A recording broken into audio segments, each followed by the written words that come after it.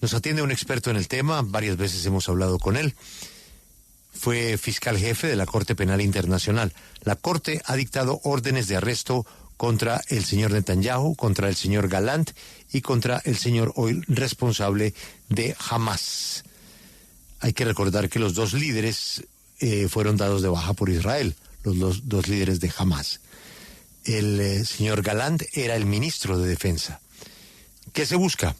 Juzgarlos por crímenes de lesa humanidad. Hemos adelantado algunos de los cargos que sustentan esta orden de captura. Fiscal Luis Moreno Ocampo, gracias por estar con nosotros. Buenos días. Buen día, ¿cómo está usted? ¿Qué sigue en esta historia? Para usted, ¿ahora qué podría pasar? No, bueno, pero lo más importante del significado de esto estamos viviendo ya una situación donde cuando hay crímenes internacionales al mismo tiempo hay justicia. Eso no pasaba en la época del nazismo, no pasaba antes. Entonces lo que tienen que entender es que no nos acostumbramos que es normal. Es increíblemente importante que mientras lo que ocurría en Israel y Palestina, haya una Corte Penal Internacional mirando lo que ocurre y que diga, mire, lo que hizo Hamas es un crimen de lesa humanidad, la respuesta de Israel también es criminal y debe ser investigada. Eso es lo que está diciéndose. Entonces, eso me parece enorme. En un mundo que pareciera que está en caos, la ley nos da orden. Entonces, antes de hablar de lo que viene ahora, hablemos de lo que pasa hoy. Lo que pasa hoy es que hay jueces que revisaron detenidamente por meses las circunstancias tácticas y los argumentos legales que presentó Israel, Estados Unidos y muchos países, y tomaron la decisión de considerar que el primer ministro Netanyahu y el ministro de Defensa Gallant son sospechosos, son inocentes, pero son sospechosos de cometer crímenes de lesa humanidad. Esto es impresionante en un mundo donde de pronto los líderes se juntan y es como que no pasaba nada. Bueno, hay una Corte Penal Internacional que dice, esto es un crimen. Señor fiscal, esta mañana hablábamos con un canciller de Israel y decía que muchas personas han mencionado la palabra genocidio y dice que una cosa son crímenes de lesa humanidad, crímenes de guerra, como los que la Corte acusa al señor Netanyahu, y que otra cosa es genocidio. ¿Usted nos podría explicar cuál es la diferencia? La diferencia es la intención. El genocidio requiere que se pruebe la intención de destruir un grupo. Esa es la diferencia. Si no hay genocidio, crimen de lesa humanidad no requiere esa intención, requiere solamente la intención de hacer un ataque sistemático a la población civil. Entonces, esa es la diferencia. Ahora, el tema, si usted estuviera en Gaza hoy, y tuviera su familia bombardeada por un año y perdió su casa y no tiene comida, ¿le importa que lo califiquen de genocidio o de crimen de lesa humanidad, o le importa que paren esta locura? Entonces acá, esta es una oportunidad para el mundo de reflexionar y cambiar. Y parar la reacción desmedida de Israel como respuesta al crimen de Hamas. Sí, pero para usted, ¿lo que está viviendo hoy Gaza es un genocidio? Pero le explico. Mire, Hamas dice claramente que su intención es destruir a los israelitas, así que Hamas cometió genocidio. Israel está haciendo una campaña que la Corte ha calificado como crimen de lesa humanidad, que también puede ser genocidio, y que yo diría, de acuerdo, debería ser investigado como genocidio. Todavía no podemos condenar a nadie por genocidio porque todavía estamos en el comienzo inicial. Entonces el tema no define porque a usted le parece tan importante si lo llamamos genocidio o no genocidio cuando han muerto ya 40.000 personas. Esta es la historia. Y que el mundo político lo protege, y que no sé qué va a hacer Trump. Biden ya lo protegía, y no sé qué va a hacer Trump. Trump, en el pasado, sancionó como si fuera una terrorista la ex fiscal de la Corte Penal Internacional por investigar las torturas en Afganistán. Así que esta es la historia. La historia es cómo estamos armando el mundo, y tenemos una corte con 3 jueces independientes que han dicho, mire, esto es un crimen de lesa humanidad. Ahora, ¿cómo van a reaccionar los demás líderes? ¿Va a Sudamérica, Europa, proteger a la corte o no? Esta es la historia. Sí. Sobre el terreno y efectos prácticos, ¿cómo pueden estas órdenes cambiar el curso de la guerra en Gaza? Bueno, sobre el terreno, los que dan órdenes es Estados Unidos. Si Estados Unidos dice, se acabó el apoyo militar de Israel, se acabó la guerra. Se acabó la guerra. Entonces, fíjese qué importante. Sobre el terreno depende si el presidente de Estados Unidos actual dice, bueno, siempre dijimos, porque Biden siempre le advirtió a Netanyahu que tenía que respetar las leyes de la guerra. Siempre le dijo eso. Muy bien. Ahora en la Corte Penal Internacional que dice algo que a Biden no le gusta, pero que es la Corte Penal Internacional. Es el organismo que se dedica a eso. Y le dice al presidente Biden, mire, esto es un crimen de deshumanidad. Entonces, el presidente Biden puede tomar la decisión de decir, bueno, vamos a parar el apoyo a Israel, hay que parar esto.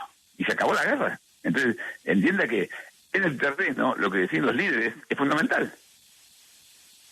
Claro, pero Estados Unidos hasta el momento no se ha pronunciado. Estados Unidos no es signatario de la Convención de Roma. Estados Unidos, en principio, podría decir, pues sí, allá está la decisión de la Corte Penal Internacional, pero pues es un asunto que se sale de mis manos y mirar para otro lado, ¿o no? Sí, Estados Unidos puede decir eso, pero también Estados Unidos presentó un escrito. Estados Unidos presentó un escrito frente a los jueces, explicando por qué había razones para que no emitiera esta orden de arresto. Entonces Estados Unidos se presentó ante los jueces y dio argumentos. Ahora que dio los argumentos y no se los tomaron en cuenta, que lo va a ignorar. Estados Unidos puede hacer eso, pero este es el tema. ¿Los estados van a respetar la ley o no? Este es el tema central. Es como si en un país el presidente dijera, yo voy a matar a la gente, no me importa lo que digan los jueces. No puede pasar eso. Y a nivel mundial estamos en esa discusión. No pueden matar a la gente. ¿Entiende? Entonces, no importa quién es la gente. Cuando en Estados Unidos mataron a George Floyd, al ciudadano afroamericano en Minneapolis, lo consideraron un criminal. Lo consideraron sospechoso, pero no lo podían matar. No se pueden matar a sospechosos.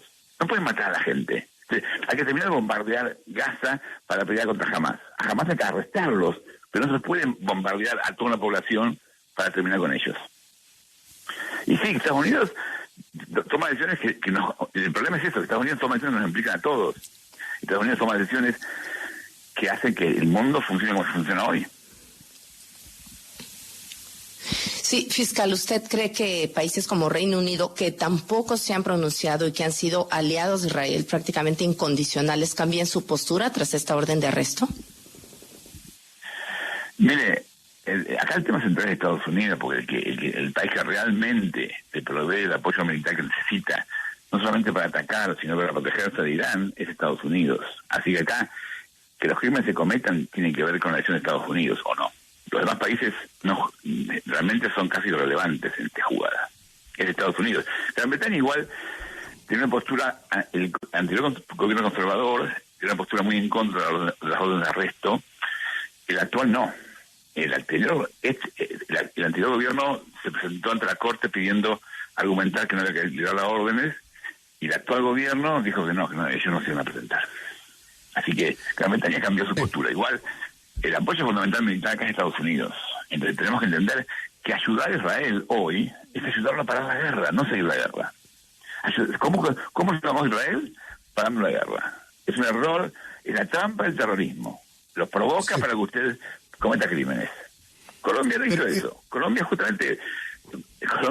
finalmente utilizó ley y acuerdos para terminar con la parte del conflicto, y tenemos que seguir trabajando en modelos colombianos para parar la guerra. Y refinarlo, porque tenemos crímenes organizados en Colombia que tenemos que enfrentar. Entonces, el tema es, eso no se resuelve solamente matando gente. Claro, pero entonces quedándonos en Estados Unidos, pues es muy abierta la posición que va a tomar Donald Trump. No hay sino que ver los nombramientos que ha hecho, no hay sino que ver lo que dijo en campaña, que él esperaba que Netanyahu hiciera todo lo que él quisiera y que considera necesario. Entonces, ante ese panorama... ¿Sí? Ante ese panorama, ¿qué se puede esperar de Estados Unidos a partir de enero? El fin del mundo. Porque, escúcheme, el presidente Trump es una persona pragmática. Yo creo que lo puede entender que si él permite que esto siga escalando, vamos a una guerra mundial. Porque va a haber una guerra con Irán. Entonces, si vamos a la guerra con Irán, ¿dónde va a terminar el mundo? Entonces, estamos jugando en el futuro del mundo acá. Lamentablemente, Nosotros no votamos en Estados Unidos, pero Estados Unidos está definiendo el futuro del mundo y Trump lo va a definir. El tema es qué hace Colombia, qué hacen los demás países, cómo los demás países nos protegen. Sí, Cambian el tono de discusión. Sí, ¿cree que la comunidad internacional y la ONU fracasaron en la prevención de esta guerra? Escúcheme, cuando usted lee las reuniones del Consejo de Seguridad, va a advertir que todo el mundo estaba en contra de la guerra con Ucrania y de la guerra en Gaza. Pedían un alto de fuego en los dos casos. China también pedía que se retirara Rusia de Ucrania, todos. Ahora, el modelo internacional tiene que Rusia puede vetar las resoluciones sobre Ucrania y Estados Unidos las veta las de Israel. Entonces no es que fracasó el modelo de Naciones Unidas, fracasó la política de Israel y de Israel, Rusia y de Estados Unidos, que nos llevan a la guerra. Entendamos bien los temas. Tenemos que mejorar el sistema internacional, sí. La Corte Penal Internacional es la primera mejora que tenemos. Entonces, entendámosla y cuidémosla. Si queremos que nos cuiden. En esa línea de cuidar a la Corte Penal Internacional, usted ya nos ha dicho lo que puede hacer los Estados Unidos, lo que puede pasar con Israel, en fin.